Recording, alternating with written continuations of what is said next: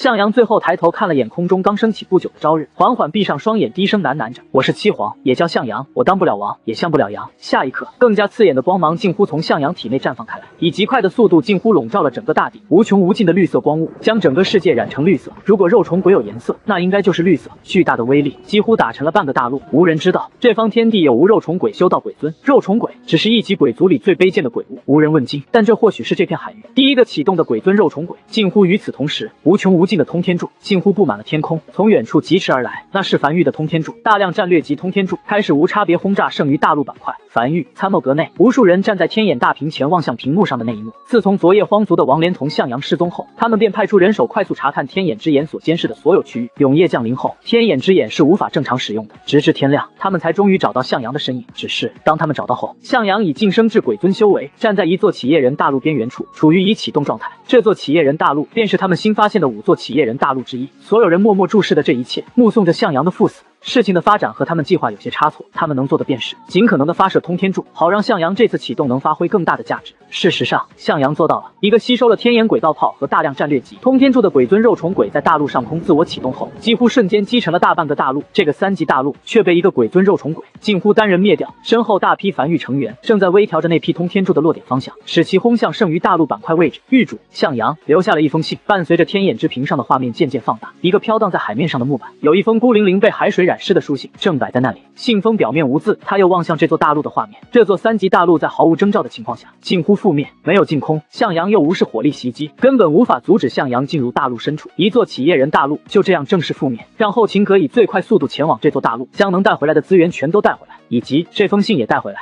他们看见了向阳的唇语，知道了肉虫鬼和守夜人一样不能复活，但具体能不能复活，得等95回来了，让95亲自试一试。陈凡面色沉默地望向这座残破的大陆。从战略角度考虑，新发现的5座企业人大陆瞬间覆灭一座，梵域压力骤降。但向阳谢了，他没想过向阳和荒会产生感情，这完全在他计划之外，甚至完全和计划偏移。他不是神仙，他做不到谋无一策。他知道这个世界上会有很多变数，比如那突然出现的5座企业人大陆，只是他会在脑海里推演很多遍来应对这些变数。而向阳这个变数，他从未预料过，这不是他的计划，但对梵域来讲却是最好的结果。本次战役，梵域阵亡的第一个成员出现了，95个2级成员向阳近乎以一人之力灭一座3级大陆，这份功劳比天大。陈凡独自一人走出参谋阁，来到江北防线上，站在城墙上远眺海边，神情恍惚地沉默着。荒族一战大胜，得益于陈九天所发的内敛阵法，在荒族对空力量不足的情况下，以超远距离打击加天眼之眼的信息碾压，一举拿下，掠夺了对方443天在战争泥潭的生存时间。这么多的战争泥潭生存时间可不好弄，如果是短兵交接，可能他也会头疼。这座企业人大陆覆灭，也给他带来了178天的战争泥潭生存时间。如今梵域共计拥有了621天的战争泥潭生存时间，这是他接下来的底气，至少让他能喘一口气，没有那么难了。许久之后，他摇了摇头，将脑海里的情绪甩了出去。危机尚未度过，他需要冷静下来，尽可能的去处理好之后的战役。转身走下城墙，重新回到参谋阁，望向守在这里的瘸猴，让95回来吧。我们如今已经有足够多的战争泥潭生存时间了，不差他的那么几天了。明白。战争泥潭，95正站在护翼大陆边缘，有些不安的望向四周。他已经1天没睡觉了，不敢睡。战争泥潭的危险比他想象的要更复杂，不仅仅是其他大陆的敌对。就在这时，他怀里的传音符收到了来自梵域的传音，狱主有令，已掠夺621天战争泥潭生存时间，95阁主可以回家了。真的？95先是一喜，随后顿时咧嘴笑了起来，偏头望向自己的军师，你看，我就说梵域没问题吧，走，回家了。当即操控护翼大陆朝一旁的风暴区驶去。他本就在战争泥潭边缘，想要退出战争泥潭就是一会儿的功夫。然而他脑海里隐隐接收到了一则信息，第一次进入战争泥潭，需方生存30日才可退出。95面色瞬间难看起来，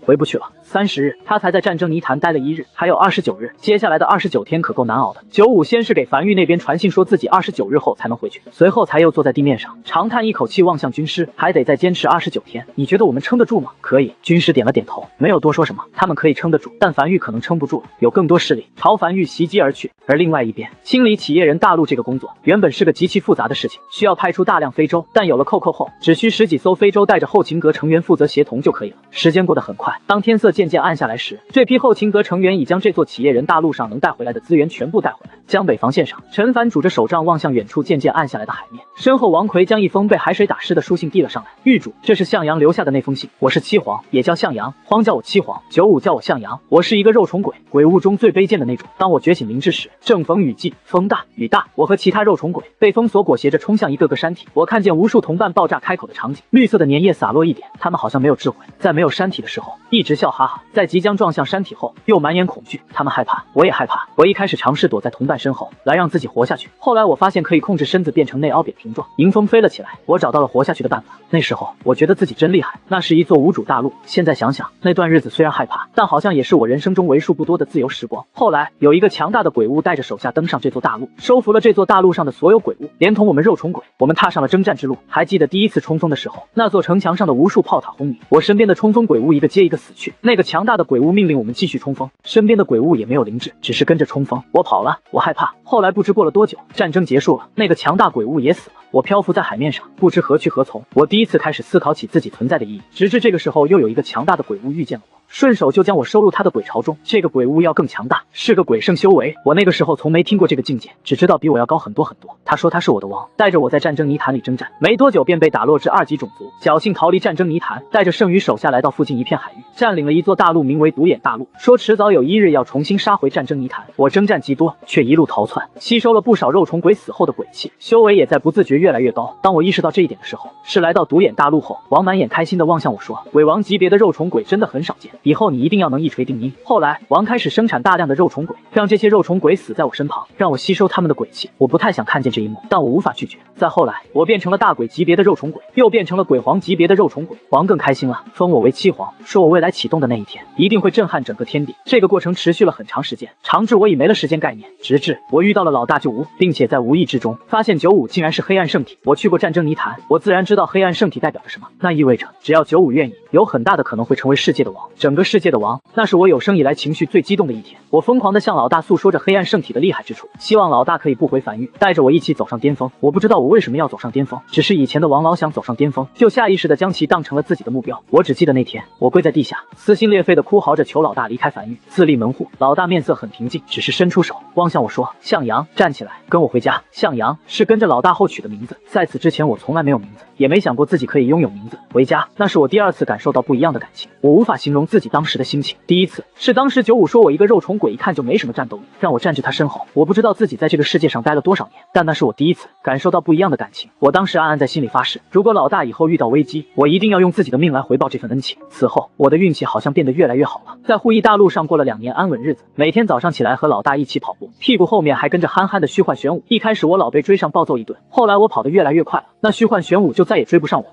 凡域给我们制造了特大号的沙滩椅和特大号的凡域日报，每天下午我和老大就躺在沙滩椅上看日报。老大最喜欢的事就是欣赏自己在史书上留下的名字，明明只提了几句，但老大却反复一直看，像是看不腻一样。我记得当时我撇了撇嘴说，不就是一个名字有什么好看的？老大很认真地将凡域史书合拢，说这可是凡域史书，不是什么人都能在这上面留下名字的。我有些不服气的硬着头皮的说了句我也能，老大好像不信，笑得很开心，还摸了摸我的头，说了句做梦呢。那段日子真的很值得怀念，是我人生中最幸福的2年。再后来，我奉95命前往荒族做内应，在离去前，我多次想说我是肉虫鬼，和守夜人一样无法复活。但在我问过95是不是真的不想让凡域灭亡并得到肯定答案后，我没有说出这句话，只是暗暗下定决心，如果凡域不敌，我会启动自己炸掉荒族。只是后面的事情和我想象的有些不一样。我遇见了荒，初见之时，我故意装作逃窜，企图降低对方的警惕心。当荒袭来的时候，原本眼里的敌意，在发现了我是鬼皇肉虫鬼后，突然变得柔和了许多。那一夜，荒拉着我喝了很多酒，说肉虫鬼想要修到鬼皇，难上加难，他的梦想就是成为世界的王，要让自己以后不再受人欺负。我跟荒说我叫七皇，或许是喝醉了，荒醉醺醺的跟我说，肉虫鬼不该被封裹挟，要有自己的路。直到后来，荒是先是对抗凡域，后跌落境界，带着我打了就仇，又迎战天道鬼，在濒临重伤的情况下，被迫迎战5个鬼皇，还做到了同归于尽。但我没说，那些人还在说，这个荆棘鬼竟然修到了鬼尊。我很想反驳，荒以前是鬼圣，只是种族跌落才变成了鬼尊，我还是没说。我又听见了他们说将荒做成标本，并等去了天外天建立起业人国度后，摆放在某处供人欣赏。我沉默了许久，留下了一封书信。我想是时候了，荒不应该被做成标本。95曾经跟我说，人的死亡就像是一个句号，而句号只能出现在合适的位置才是一个完美的句号。今天或许就是个完美的时候吧。我走了，这次我没有被封裹挟，这次是我自己要走的路，我找到了自己的路。如果这封书信能到凡域手里，请告诉95，他永远是我的老大。如果我的死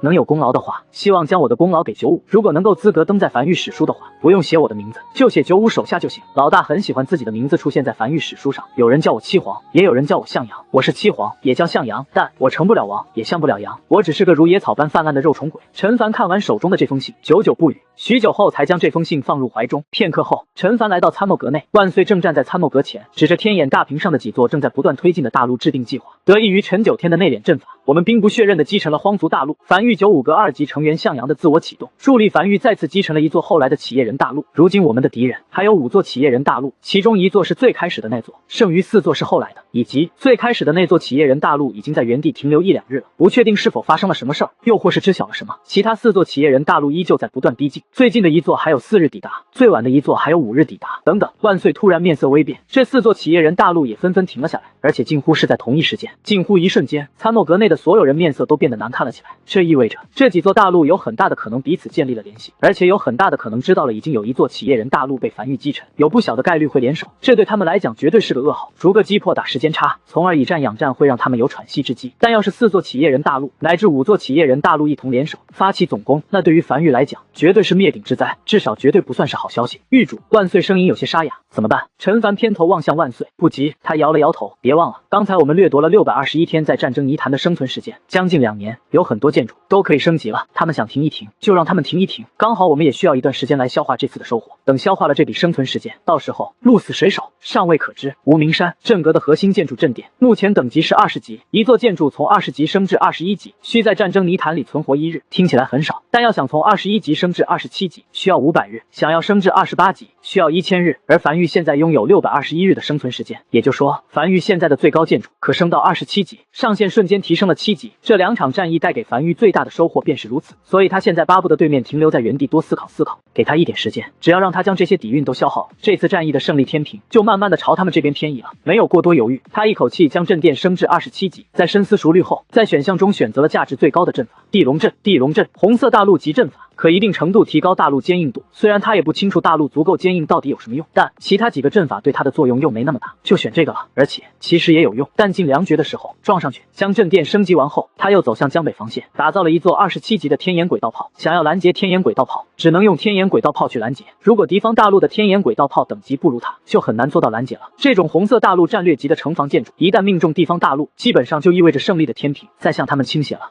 在将其余建筑升级到27级后，陈凡站在江北防线上轻松了一口气，这回终于不用担心敌人的天眼轨道炮袭来。就在这时，王奎突然登上城墙，大步走来，狱主，这是我在清点除鬼石之外的收获时找到的3个黑暗科技原点。陈凡接过王奎递来的3个银色小球，他原本就还剩7个，加上这3个，刚好可以点亮下一个黑暗科技。王奎在将黑暗科技原点递给陈凡后，才继续汇报道：扣扣将部分异宝都送至了仓库，其中建筑蓝图我都挑选了出来，还有更多的在那座大陆废墟上，魏魏亲自去寻宝了。走！陈凡当即转身朝无名山仓库走去，这是他专门嘱咐的。他需要几座3级大陆独有的特殊建筑，当大陆晋升至3级后，击杀鬼物就有可能掉落以前无法获得的建筑。他现在基本上没有一个3级大陆才能有的专属建筑，得补上。他又看了眼灵魂深处的天眼大屏，那几座大陆都停在原地，依旧一动不动，像是在商量对策。对，就是这样，战役不是玩笑，不能着急，慢慢商量，再给他一点时间，让他也商量商量，然后到时候大家坐下来一起商量商量，都好商量。另外一边，齐越正站在战阁的牌位前，望向最前方的周末牌位，默默地上了3炷香。周末离开后，他担任战阁新一任阁主已经1年多了，他从一开始的不适应，到如今也慢慢习惯了不少。他本以为战阁成员会有些排斥他，但令他没想到的是，战阁内部近乎没有任何内斗。他后来才知晓，他们爱戴周末，但爱戴周末的方式并不是排斥新阁主，只有帮周末做好战阁的本分，才是不负周末的牺牲。有的时候，他突然觉得战阁成员很懂事，懂事的令他有些无措。如今大战也没有他们战阁什么事儿，近乎所有部门都在忙得鸡飞狗跳的时候，他们部门依旧如往常一样维持梵域内部秩序。按照计划，他们唯一的作用就是在战败大撤退的时候，和护阁一起负责百姓迁移。这件事让战阁内不少成员隐隐不满，他们也想出力，他们也想为了梵域大战出力，而不是仅仅只能在大撤退的时候出力。但战争极其残酷，尤其是3级大陆之间的战争，战略通天柱乃常规手段，天眼轨道炮一发更是可以摧毁一座布防较差的大陆。这种手段之下，人命不如野草值钱，至少野草可以打造鬼火，人命就只能浪费粮食。他们就算想出力，也没有任何有他们能出力的地方。周末，齐越站在周末的牌位前，望向那张熟悉且陌生的遗像，呢喃着：“我终于明白你当日的心情了。”他本以为自己看淡了所有，也接纳公羊月的心意，但在战阁阁主之位做了1年后，他又想起了自己之前江北老魔的称号。很久以前的他，肆意江湖，放荡不羁，可不是如今的样子。他低头望向漂浮在自己身前的那柄袖珍清风，清风微微作响，好像也在向主人诉苦，自己已经很久没有出鞘了一样。樊玉第一个晋升至20级武者的，并不是周末，是他齐月，他也是樊玉第一个不靠任何外力实成淬体的武王。只是后来他看淡了这些，突破的时候并未对外告知。他看见周末几乎拼命般的修炼，他知道周末想要这个樊玉第一个晋升至20级武者的称号，哪怕周末知道，他知道，所有人都知道，多一个20级的武者对樊玉来讲近乎没有任何影响，但周末还是这样做了，只因这是他唯一能做的。后来他还是战阁副阁主的时候，他看见周末有一次兴冲冲的破荒天的给自己浑身收拾了一下，说狱主叫他喝酒。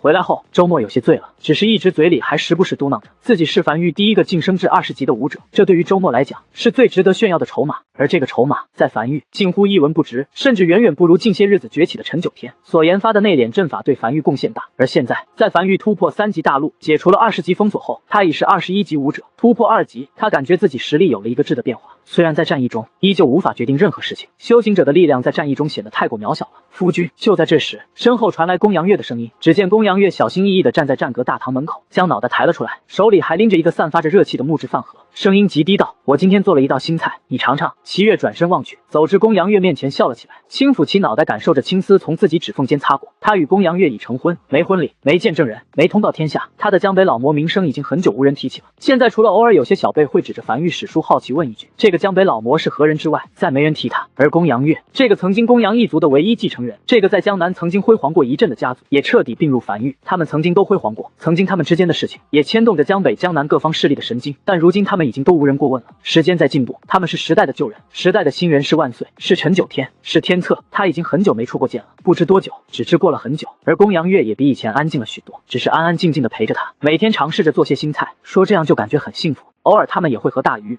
公羊一月聚一聚，老友相聚也能多些开心。只是大鱼和公羊一月的年龄也快走了，当这两人走后，他们的朋友也又少了2个。最近樊玉正值大战，你是不是很忙？公羊月有些依赖的揪着齐月的衣角，小心翼翼的询问道。齐月看见了公羊月眼里的担心，有些无奈的轻笑着，放心好了，我不会出事的。战阁不上一线战场，我们就算想上，也没机会上。公羊月松了一口气，但还是有些不放心的小声道，还是要多加小心。周末阁主是樊玉唯一一个战死的阁主，我不想你。不会的。齐月再次摇了摇头，上次是因为内部有企业人，那次之后樊玉内部已经大清点过了，绝对确保内部完全不会有任何企业人了。我死不了的，那就好。公羊月脸上重新浮现起了一笑容，左右看了眼，见四下无人后，才踮起脚尖，猝不及防地亲在齐月脸颊上，随后才像是逃窜般的朝远处小跑而去。声音从远处飘来，我就不打扰你了，回家等你。这次饭盒记得带回来，那是我昨天去樊城集市上新买的，挑了好久呢。齐月默默望向公羊月离开的背影，良久后才夹起筷子送入嘴里，好吃，眼里不经意地流露出一丝柔情。现在这样也挺好的。悬浮在身旁的清风也停止了嗡嗡作响，如枯树般一动不动。只是如果樊玉一旦战败，就要去天外天了，还能有现在这番生活吗？而这次的危机已经远超所有人的预料。平日还喜欢在搬张摇椅坐在1号洞穴城墙前喝茶的狱主，这些日子近乎是每日每夜的都泡在参谋阁内。狱主脸上倒是没有多少负面情绪，感觉像是毫无压力一样，但心里有没有，就只有狱主知道了。在他身后战阁大堂内部，则是贴着一副对联：纵然浮游入海，我依然血焚天。这曾经是永夜殿西部行动组的口号，在战阁成立后，周末就将其继承了过来，当做战阁的口号。你最近看日报了吗？樊城一座院落内，顽童模样的公羊一月正坐在井边，望向手里的报纸。鬼皇手下向阳，一个鬼皇修为的肉虫鬼，于昨日晋升至鬼尊，在一座企业人大陆上空自我启动，近乎以一己之力摧毁了一座樊玉大陆。樊玉日报大篇幅的记载了这件事，甚至就连樊玉史书上也是第一次有如此多的笔墨来记载这件事。我念给你听这段史书的标题。公羊一月没等大鱼回话，便自顾自道：向阳初，蜀95，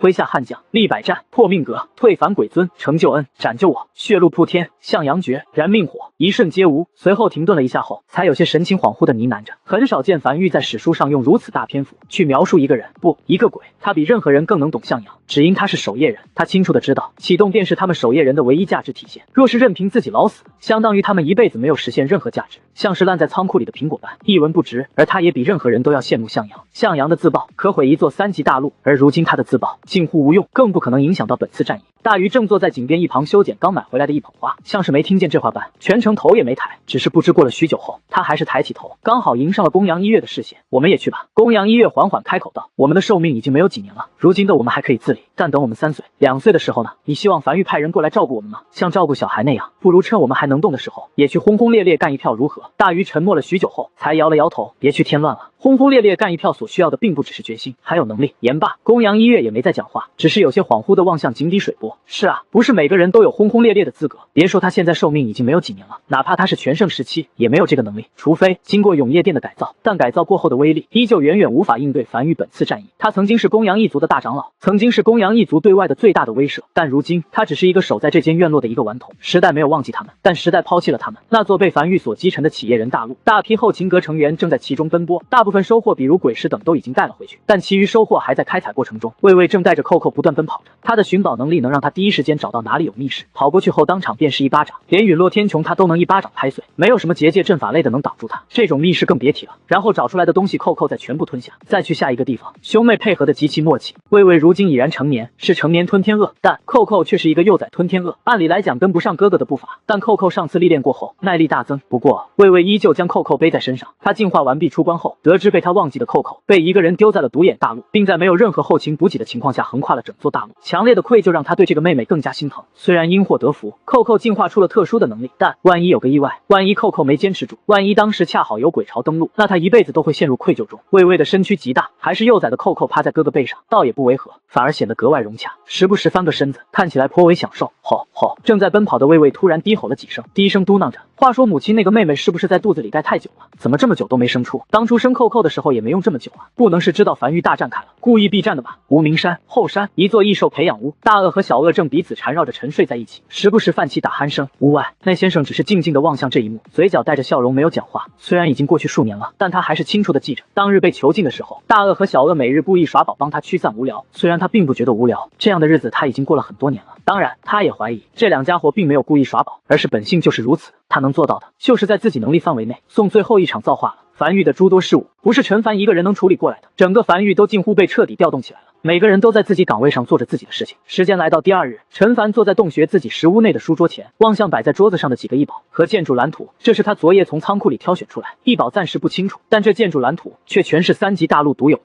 实践出真知。光看建筑蓝图也看不出什么太多信息来，尤其是看不见满级效果。陈凡将书桌上的建筑蓝图全都捏碎后，才走出洞穴，来到无名山后方，微微挥手，无数白色线条开始凭空浮现，并开始快速凝实后，他一口气将它升至20级。建筑名称：绝路基，建筑品级紫色，建筑等级20级，建筑效果能提炼一座大陆的核心本源，并凝聚成本源，埋在任意一座大陆上，可有效增强该大陆硬度。10级满级效果，采地，加强提炼速度。20级满级效果，采地星号2。加强提炼速度。陈凡站在原地，望向眼前这个占地面积较大的建筑，属于发育类型的建筑。多座绝路机同时运转的情况下，可快速提炼一座大陆的本源，并用于永夜大陆，属于3级大陆独有的建筑。但他从未通过天眼之眼观察到这几座企业人大陆哪座大陆上有这种建筑。下一个建筑也是一个发育类建筑。正当他准备查看时，耳边突然响起万岁急促的声音：“狱主，有突发情况。”参谋阁内，陈凡赶到这里，此时参谋阁里已经站满了人，所有人都望向天眼大屏，可以清晰的看见这5座企业人大陆正在忙活着。这些大陆显然已经商量好了，开始将自己储备的通天柱一个个搬出来，然后发起总攻。陈凡快速扫视着一座座大陆搬出来的通天柱储备，同时心里快速计算着永夜大陆所储备的鬼石和通天柱。不出意外的话，第一波打击应该是远程打击，而且是5座3级大陆联手的远程打击。拦截考验的就是资源储备，只要资源足够，怎么都能拦下来。诸位，最开始抵达这片海域的那个企业人大陆为首的老者正站在地下会议室的大屏上，望向屏幕上其他几座大陆的负责人，沉声沙哑道：“我最后复述一遍会议概要。首先，和我们向天大陆同一时间来到这片海域的还有一座3级鬼族大陆，但是这座大陆已经毫无迹象，我有理由怀疑大概率遭遇了不测。而和你们一起来这片海域的那座企业人大陆，因暂时尚不清楚的原因，在极短时间内覆灭。这2座大陆大概率栽在了樊玉手里。为了保险起见，我们5座大陆决定一同发起总攻，大家同为企业人所主导的势力。我相信无论大家有什么摩擦，旧日有什么恩怨，甚至在作战计划上有些许分歧，但有一点可以确定，大家的目标都是占领天潜大陆，前往天外天。樊玉的实力可能比我们想象的要更强，而且已晋升至3级大陆，同时也从这2座大陆上掠夺到了足够的战争泥潭生存时间。我们已经不能将其当作是弱小的敌人了，必须全力以赴，不容失败，而且要快，不能给樊玉足够的沉淀时间，也不能再拖下去，否则可能会有其他势力也来到这片海域。现在，所有负责人将自家压箱底的战略级通天柱都掏出来，1个时辰后对樊玉进行全方位覆盖性打击，直至樊玉覆灭、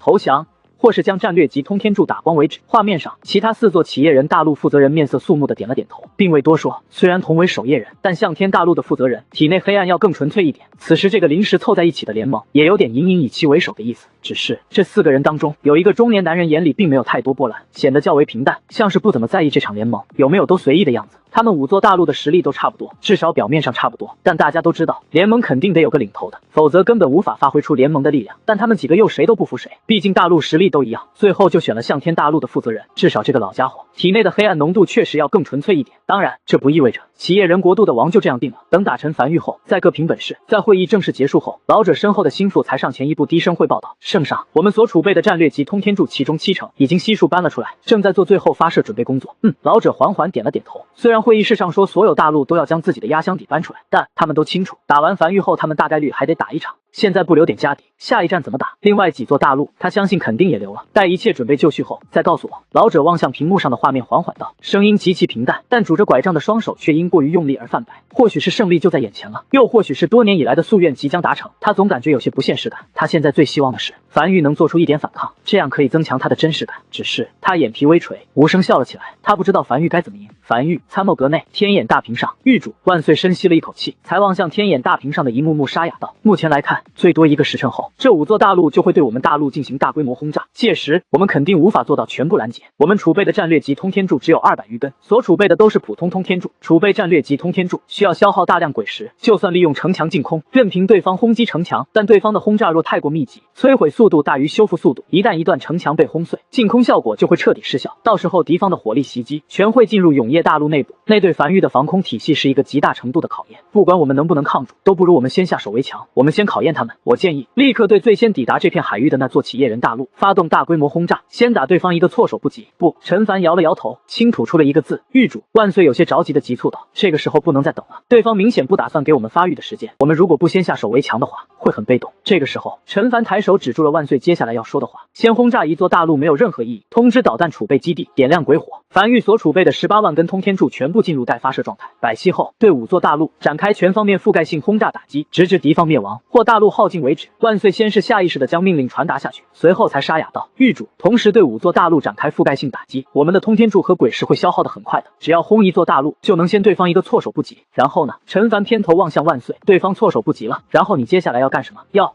万岁一时有些语噎，他没想那么多，他只是想着先打乱敌方的阵脚，阻止对方的这个计划。既然都开战了，就不留手了。无名山后山导弹储备基地的城墙上所部署的一座27级天道炮开始不断咆哮，将一根普通通天柱改造成威力巨大的战略级通天柱。与此同时，正德成员早已等候在附近，快速给一根根战略级通天柱加持上内敛阵法，使其发射出去后看起来和普通通天柱几乎没有任何区别。而樊玉的通天柱还有一个大的杀手锏，天道赐福效果。一气化三清，这个效果他在对战荒族大陆和那座企业人大陆时并未展现出来。他不清楚其他大陆有没有这种具体的探测手段，藏拙一手打对方一个出其不意。与此同时，在永业大陆其他角落所部署的通天柱也在快速充能并进入准备阶段，包括新大陆等大陆上所部署的通天柱一声令下全都运转起来。摆熄后，无名山后方的导弹储备基地已经全部准备完成，15根战略级通天柱在震动中依次缓缓升空，并在空中朝海域深处击射而去。5座大陆和樊玉的距离不一样，想要确保同时引爆就需要一定的时间差量。参谋阁内，无数人望向划过天眼大屏上的猩红光束，有些微微紧张地拽紧衣角。这可是1打5，同时和5座3级大陆开战，说不紧张那是假的。陈凡倒是没有过多关注天眼大屏，而是快速打造一座又一座和平雕塑。守在参谋阁的后勤阁成员则快速将一座座和平雕塑快速部署到樊玉各个角落。这是他获得的第3张建筑蓝图，也是3级大陆独有的。此前他在侦查向天大陆时看见过这个建筑，还询问了问天灵。此时他终于也拥有这个建筑了。这个建筑还是重要的，尤其是在防空体系中。终于，当3根樊玉发射的通天柱距离向天大陆只有1400公里时，这座大陆的哨塔终于发出警报，嘟嘟嘟，略微刺耳但并不密集的警告声响彻在地下会议室内。老者看了眼屏幕，3道猩红光束正朝向天大陆疾驰而来，屏幕上清清楚楚标注着这3道猩红光束的能量等级。1级通天柱，这樊玉倒是有些手段。老者若有所思道，樊玉能如此精准知道他大陆的坐标，想必肯定是有些独特的侦查手段。只是发射3根1级通天柱，所图为何，他就不清楚了。是试探，还是也不清楚具体坐标，或者是不确定能否精准命中，先做试点引爆。这个警报并没有让会议室的人有太多紧张情绪，毕竟只是普通通天柱，他们甚至都无需发射通天柱拦截，只需防空炮便可轻松拦截。和平雕塑，紫色建筑，需先点亮哨塔一滑，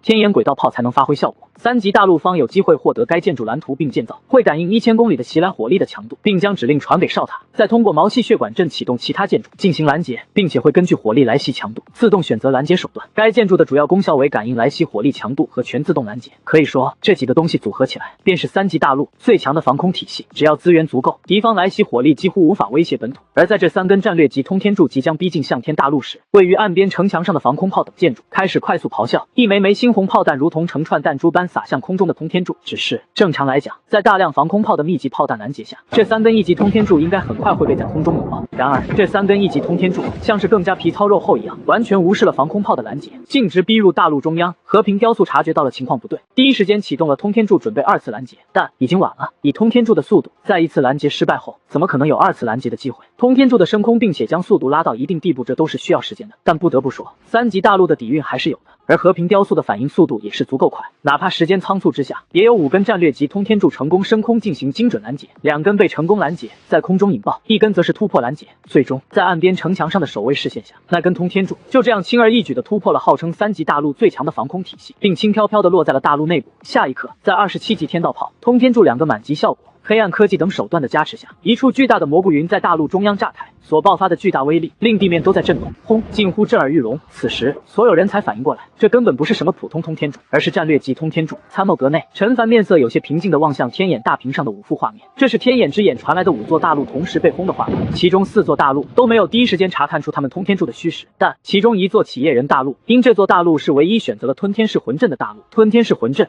红色大陆级阵法。可使范围内的所有建筑消耗降低 5%， 所以他将这座大陆临时命名为吞天大陆。这座大陆在通天柱进入探测范围后，防空炮甚至压根没启动，当即有数根战略级通天柱升空，进行了精准拦截。他现在有些摸不清这座大陆的底细，通过天眼之眼的侦查，这座大陆也有和平雕塑这个建筑，但没有毛细血管阵这个阵法。究竟是稳妥起见，采用通天柱拦截，还是可以看破他们繁育的内敛阵法？可惜万岁望向向天大陆上的画面有些惋惜道，可惜通天柱无法引爆通天柱，若是可以引爆，那连锁爆炸威力肯定巨大。不过成功也不错，摧毁了对方大量通天柱。正当他准备按计划对导弹储备基地下令2阶段轰炸计划时，陈凡突然出声打断，跳过2、3、4轰炸阶段，直接进入最终轰炸阶段，主要关注吞天大陆。我要知道这座大陆究竟是运气使然，还是真的有能变真伪的能力。倘若真有这个能力，那我们的轰炸就不能停下来，并且时刻观察这座大陆的传送阵、非洲等动向，确保这座大陆不能将这种手段传给其他大陆。他第一时间就敏锐察觉到，战争的转折点就在这个吞天大陆上。以繁育的通天柱储备，虚虚实实的结合下，只要这几座大陆的鬼石储备不是很多，绝对能突破其防空体系。但一旦这5座大陆都有了辨别真伪的能力，那繁育也不用打了，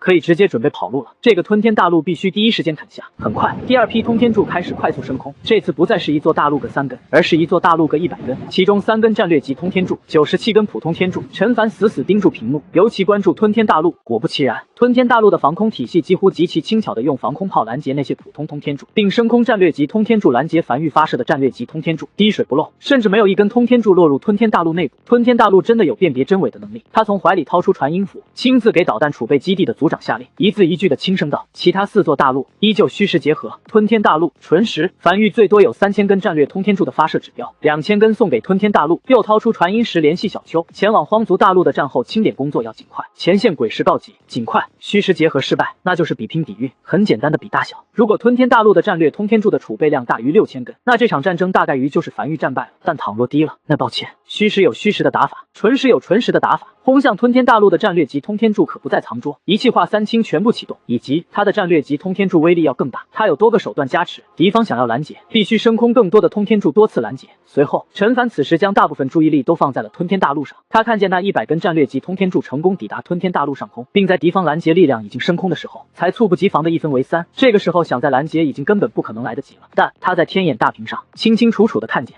一道极其炽热且夹着浓郁威势的光柱划过天空，那是天眼轨道炮，巨大的威力清空了所有通天柱，它的偷袭无果，并且还有近100根战略级通天柱升空，不为拦截，而是直奔繁育而来。挺好，陈凡笑了起来，有点无奈，又有点被气笑了。今日算是遇到对手了。通天柱一直是繁育的杀手锏，而今日的对手在繁育纯实战略通天柱的轰炸下，竟然还能腾得出手轰炸他的本土。做法其实没错，拦截总比打击消耗的通天柱要多，他被迫拦截消耗更多的通天柱，对吞天大陆的打击肯定也会更弱。这座大陆的负责人决策更果断，而这座大陆的实力明显也比其他大陆更强。该死！该死！向天大陆地底会议室内，老者正面色难看且阴沉地望向屏幕上的画面。1400公里是他们大陆的哨塔的探测范围，而此时在这个区间内，上千道猩红光束近乎从各个角落轰来，笼罩了整座大陆。战争开始了，这是来自樊玉的反击。兔子临死前也会殊死一搏，他从未想过樊玉不会反击，只是他没想到樊玉的反击来得如此凶猛和诡异。检测能量强度为1级通天柱，检测能量强度为1级通天柱，清一色的1级通天柱。和平雕塑给出的信息全都如此，但此前的几发通天柱爆炸让他已经意识到和平雕塑的消息有误，或者更准确一点，樊玉拥有隐藏通天柱能量强度的手段。此时他根本分不清这些通天柱里哪些是战略通天柱，哪些是普通通天柱，而他能做的就是一根根战略级通天柱不断升空，开始无差别拦截。然而这些通天柱中几乎绝大多数都是普通通天柱，双方的消耗根本不对等。对于樊玉来讲，高等级通天柱储备起来要费点功夫，但这种1级通天柱只需1-2日功夫就能储备好。他近乎是眼睁睁地看着屏幕右下方显示的向天大陆所储备战略通天柱的数量在快速减少，根本耗不起。向天大陆正在遭受樊玉的猛烈反击，请求支援，请求支援。角落里有心腹手持传音符快速联系其他几座大陆，然而一直迟迟没有回信。下一刻终于得到了一条回信，是有些手忙脚乱的高吼声，我们也在遭受樊玉的反击，准确的说是所有人。樊玉一次性向5座大陆都发起了反击，他知道我们所有大陆的具体坐标，而这一幕直观显示在樊玉参谋阁的天眼大屏上则更为直观，无数密集的猩红光束近乎接连不断的从永夜大陆各个角落升起，轰向5座大陆，中间没有停歇。是第一波通天柱刚升空，第二波通天柱便已经同时升空。对于这场战役，以及对于那座能探测出樊玉通天柱真伪，甚至还有余力反击的大陆，陈凡给出了他的答案。梭哈，此时此刻樊玉只有一个任务，将这些日子所储备的通天柱、鬼石等一切战略储备，通通全部都砸出去，就算战败，也不给敌人留一点可占领资源。陈凡站在天眼大屏前，面无表情地望向这一幕。那座向天大陆已经开始反方向逃窜了，不过此举没有任何意义，他甚至都没有去下令轰击这座大陆的玄天推进器，没有任何意义。他的通天柱射程170万公里，对方不可能逃出这个范围，无论逃还是不逃，都要面临来自樊玉的通天柱洗礼。片刻后，陈凡突然轻声道：“通过天眼之眼可以清楚看到，那座可以探测真伪的吞天大陆显得有些招架不住，正在从地底升起一座座战略通天柱储备基地，用于拦截。这让他心里略微松了一口气。这座大陆虽然实力要强于其他大陆，但只要有疲态，流露出那么一丝，哪怕一丝招架不住的姿态，也就意味着这座大陆并没有强到哪里去。至少对于樊玉不是降维打击那种，那就有赢的可能。”他看了眼右下角的樊玉通天柱储备数量和具体鬼石数量，正在快速消耗，如流水般。樊玉从来没有以如此之快的速度消耗鬼石，而有了天眼大屏后，可以直观的看见这个数据，那种感觉令他有点心痛。这些家底他攒了好久啊，就这样全砸出去了。但心疼归心疼，手下不会停，战争打的就是资源战。狱主身旁瘸猴大步急促走来，前往荒族大陆的清收队已经归来了，带回大批鬼石，具体没点数。王奎正带人快速清点，并且直接拉到了导弹储备基地，准备随时投入使用。好，陈凡轻吐了一口气。还有，瘸猴继续快速汇报道，陨落天穹破碎，在永夜大陆形成了大量鬼矿黑渊，但因为陨落天穹的破碎的时间太晚，哪怕护哥已经组织了足够多的人手去开采，收效也不算太好。如今第一批开采出来的鬼石已经在整合通过樊玉高铁运往无名山，具体数量在1492亿枚鬼石。陈凡再次点了点头，这都是樊玉的底蕴。这几座大陆什么情况他不知道，但他知道樊玉是真的掏出压箱底的东西来打这场战争了，这很有可能是他人生的最后一次战役。打输了归天，打赢了继续来吧。陈凡望向天眼大屏上的那近乎将整个屏幕都染红的猩红光束，低声呢喃着。此时他感觉自己就像是拿出家底和主力对着干的散户，那就看看谁子弹更多了。启动，启动！位于导弹储备基地的组长此时手里高举樊玉旗帜，嗓子沙哑的高吼着，每声令下都有数百根通天柱升入空中。这些年来，樊玉的通天柱几乎数量只会增加，不会减少。而今日底蕴全出，家底倾斜，只求一个世间太平，只求一个樊玉安康。他眼眶通红的望向那一根根升在空中的通天柱，他坐在这个位置上，他更清楚的知道，当这些通天柱耗尽，如果战争依旧没有胜利的话，樊玉便会迎来绝境。这是一场不公平的战斗。樊玉才刚晋升至3级大陆，甚至都没前往战争泥潭，不应该被一众3级大陆围攻。但这世上本没有太多公平可言。妈妈，妈妈，你看，那是通天柱。樊城，一个小孩开心的揪着母亲的衣角，兴奋的望向升在空中的一根根通天柱，声音中满是激动，不断揪着母亲的衣角。这个女孩上次看见通天柱升空的时候，还是在数年前，这次又看见了，自然会激动。母亲有些敷衍的应和了一声，才将孩子抱在怀里，缩在院落角落里，抬头望向空中不断升起的大量通天柱，身子微微站立，眼里满是恐惧。他是一个成年人，他清楚的知道大量通天柱升空意味着什么，战争又来了。他更加清楚的知道，如果樊玉战败，他们所要面对的会是什么。樊城里的集市今日暂不营业，所有人都抬头望向空中的大量通天柱，沉默在原地。而这一幕不仅仅是樊玉可以看见，通天柱从永夜大陆各个角落不断升起。通过这些日子的樊玉日报，所有人都清楚一场对樊玉来讲极其艰难的战役即将迎来。而大量通天柱升空的同时，也在告诉人们，这场战役开始了。位于岸边的一座鬼矿，大量男人正轮着由地精所制造的锄头头快速挖矿，时不时有人抬头望向空中升起的通天柱，没有过度停留，只是更加卖力的挖矿。他们清楚，他们此时多挖一枚鬼石，前线就多一枚鬼石，战役的胜率就多1分，他们的妻儿就多了1分活下去的可能性。所有人都有一个共同的目标，梵域不能败，永夜大陆不能亡，他们不想死。逃不掉，圣上，我们逃不掉！向天大陆地下会议室内，一个心腹此时正撕心裂肺地高吼着：“我们大陆的坐标已被梵域牢牢锁定，根本逃不掉！”就在这时，轰！一根通天柱突破封锁，落在他们头顶陆地附近，而这根通天柱恰好是战略级通天柱，巨大的震动让会议室上空洒下大量灰尘。再准一点，这个会议室内，所有人全军覆没。下一刻，老者手里的传音符响起一个中年男人的声音，声音中显得有些平稳：“别逃了，逃不掉了！所有人听令，现在即刻发射天眼通天柱，目标梵域，我们需要还击。梵域的反击已经持续了1炷香，并未见疲态。我们不清楚梵域的储备资源有多少，我们不能去赌梵域的资源和我们的资源谁更多。我们要反击，我先带头，希望诸位跟上。注意，不是发射1根，而是全部。我不清楚诸位储备了多少根天眼通天柱，又或是此时还有余力制造多少根，但这次我们需要掏点家底了。百息后，我希望看见有大量天眼通天柱升天。”老者双手有些发颤地望向手里的传音符，他记得这个中年男人声音是其他4座企业人大陆负责人其中一个，在前不久的会议中，他对这个男人有印象，身上有股淡然的气质，或许是平稳的声音，给了他一定的安抚作用。他此时也反应了过来，遭受梵域轰击的大陆又不是他1座，是5座，难道梵域的资源储备能比他们5座大陆加起来都多不成？传令！老者深吸了一口气，才沉声道：“百息后启动天眼通天柱，暂且启动。编号4到10的天眼通天柱，他们大陆储备了不止7根，共13根，但这东西造价极贵，乃通天柱储备了天眼轨道炮的全力一击，是压箱底的东西。编号1到7的天眼通天柱，是他们大陆刚晋升3级大陆不久后储备的天眼通天柱，当时的天眼轨道炮还仅只是20级的，属于老存货了，去库存。”百息后，在梵域参谋阁内的天眼大屏上，陈凡清晰地看见了这几座企业人大陆上一根根更加高大的通天柱，卸去伪装，进入发射姿态。通天柱标上还有偌大的天眼2字，虽然距离远超哨塔和和平雕塑的探测范围，他不知道这些通天柱的能量等级，但猜也能猜到，上大家伙了。陈凡望向屏幕上的这一幕，呢喃着：这种天眼通天柱绝对不可能在永夜大陆引爆，所带来的破坏性是灾难级别的。下一刻，一根根天眼通天柱升空，1个、2个、3个，陈凡挨个数着，共27根。天眼轨道炮轰一发的成本是1000亿枚鬼石，哪怕梵域在多种手段的减持下，也需要足需要135亿枚鬼石。也就是说，想要拦截这些天眼通天柱，梵域至少需要支出3645亿枚鬼石。陈凡望向天眼大屏右下角正不断由后勤阁和天仓阁成员输入数据，从而实时跳动的梵域鬼石储备1.2万亿枚鬼石，数量和之前没有变化。还有余力反击。陈凡轻声道：“传令，让导弹储备基地准备，时机差不多了，可以投入天眼通天柱了。以及让王麻子那边再快一点。梵域的内敛阵法无法作用在天眼通天柱上，天眼通天柱所散发出的威势实在太强了。而在另外一处海域，王麻子正站在梅花岛边缘，心急如焚地望向手里的鬼皮地图。在开战前夕，陈凡亲自来这座岛屿装满了玄天推进器。是的，装满了，没有任何间隙。一座座玄天推进器几乎是一座挨着一座，所带来的效果便是这座岛屿的移动速度要比永夜大陆的移动速度更快。毕竟完全不讲任何性价比的情况下，速度总能更快。而梅花岛还有一个特殊效果，就是很难被探测到，只能在足够靠近的时候用肉眼看见。他所接到的任务是尽可能逼近向天大陆。岛屿上有通往梵域的传送阵，但没有任何城防建筑。至于逼近后要做什么，狱主没讲，只是让他尽可能逼近100公里内，且一旦被发现，立刻通过传送阵撤离。而与此同时，在这片海域的其他角落，除了崎岖岛，梵域另外3个岛屿也已在路上快速逼入战场中央区域，由商阁的人带队来了。27根天眼通天柱近乎同一时间抵达永夜大陆附近，部署在永夜防线上的天眼轨道炮早已蓄能完毕，此时正不转缓缓调转炮口。下一刻，